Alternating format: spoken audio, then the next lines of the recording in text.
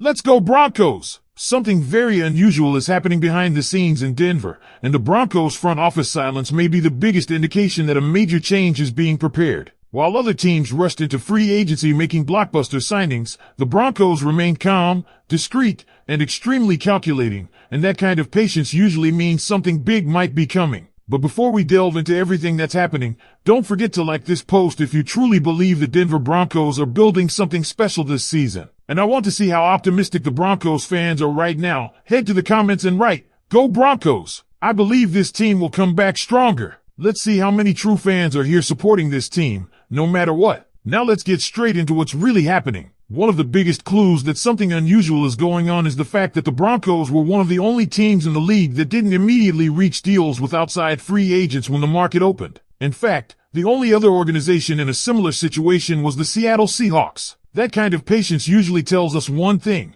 the front office believes the roster is already strong and may be preparing for a strategic move instead of reacting emotionally in free agency. But the real mystery starts when we look at the linebacker situation. Early reports suggested the Broncos would move forward with Alex Singleton and Justin Sternad while potentially moving on from Dre Greenlaw. Many insiders expected Greenlaw to be released to create additional salary cap space. However, the day came and went, the waiver window passed, and Dre Greenlaw was not released. That decision raised a lot of eyebrows across Broncos media and fan circles. Why keep him if the expectation was to cut him? One theory circulating among analysts is that Dre Greenlaw might actually be part of a trade package. Teams around the league are always looking for defensive help, and a player like Greenlaw could absolutely have value in a deal. Instead of simply releasing him and saving cap space, the Broncos might be positioning themselves to include him in a larger transaction or flip him for draft capital. And that leads us to another name that has quietly appeared in trade speculation: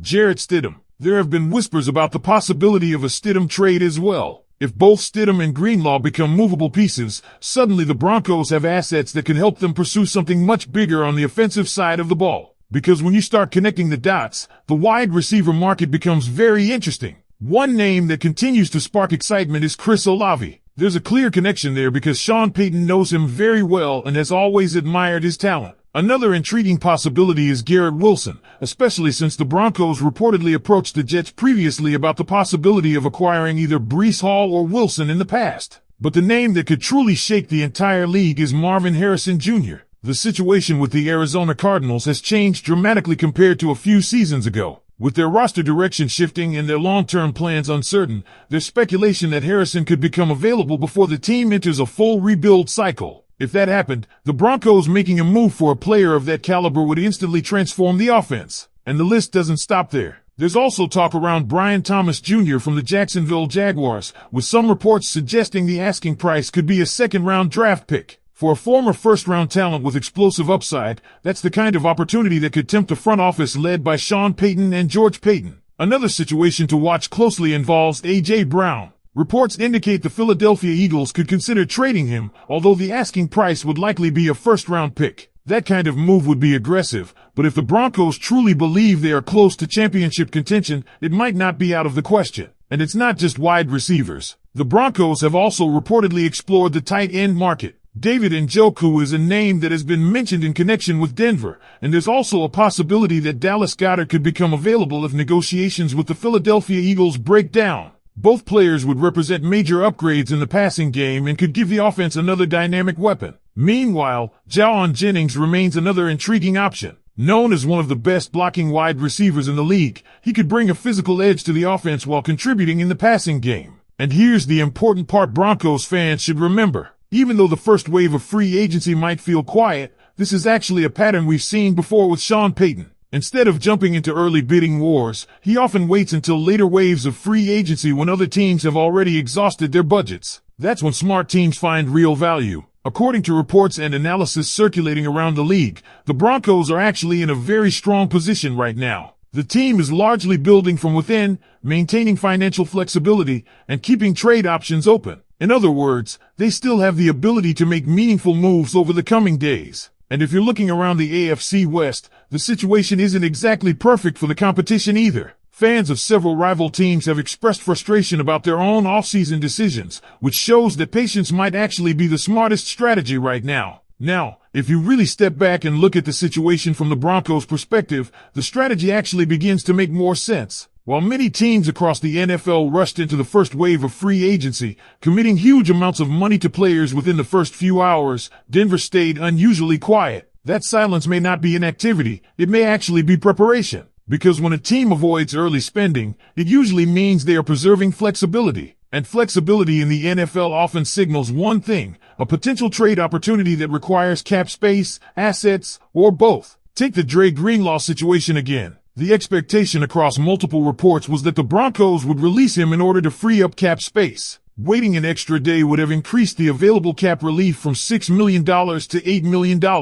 But even after the waiver period passed, that move still didn't happen. That's the part that really has people connecting the dots. If the goal was simply saving money, the move would have already been made. The fact that it hasn't happened suggests the front office could have a different plan in mind. And if Greenlaw is being kept around for a potential trade package, then suddenly the Broncos have more pieces to work with. Pairing a player like Greenlaw with other assets, potentially even draft picks or additional players, could allow Denver to pursue a high-impact target that immediately changes the offense. Now think about the names that have been circulating. Brian Thomas Jr. has quietly become one of the most interesting possibilities. Reports indicate that the Jacksonville Jaguars could be open to moving him, and the rumored asking price has been around a second-round draft pick. For a player with first-round pedigree and elite athletic upside, that's the kind of opportunity that front offices usually pay very close attention to. His raw talent is undeniable, and the idea of adding that type of explosive receiver to the Broncos' offense is something that has fans buzzing. Then there's A.J. Brown, which would obviously represent a much bigger swing.